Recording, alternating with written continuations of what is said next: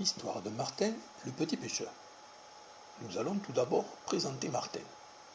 Il est habillé avec un pantalon marron orangé et un t-shirt bicolore marron orangé devant et bleu fluorescent derrière avec des manches bleu foncé.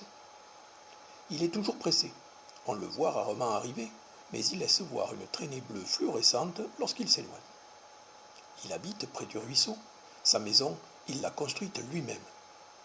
Elle a une entrée toute ronde. Elle n'est pas très décorée. Il en change très souvent. C'est une maison troglodyte. Elle est creusée dans la berge. Martin pêche. C'est sa passion.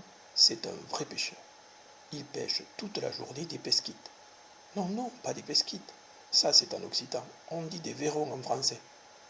Ce sont de petits poissons très communs dans nos rivières. Il ne pêche pas que ça. Il peut attraper de petites truites, des goujons et bien d'autres poissons encore.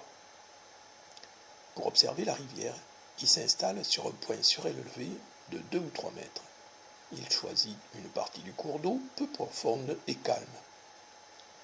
Il ne faut pas de vent non plus pour qu'il puisse voir les poissons, surtout les petits. Il ne peut pas pêcher de plus gros poissons. Savez-vous pourquoi?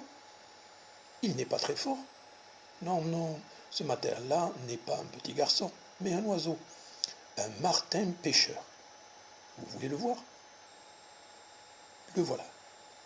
Mais chut, Martin pêche. Il ne faut pas faire de bruit. Il ne faudrait pas faire peur aux petits pesquites. L'autre jour, un groupe de 4 ou 5 bipèdes est venu essayer de construire un barrage dans son ruisseau.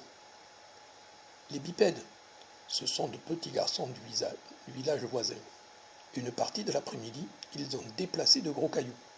L'eau est restée longtemps toute trouble et Martin n'a pas pu pêcher de toute l'après-midi. Le soir, il avait le ventre creux. Lorsque vous passerez près de son ruisseau, pensez à laisser l'eau transparente pour qu'il puisse continuer à pêcher après votre passage.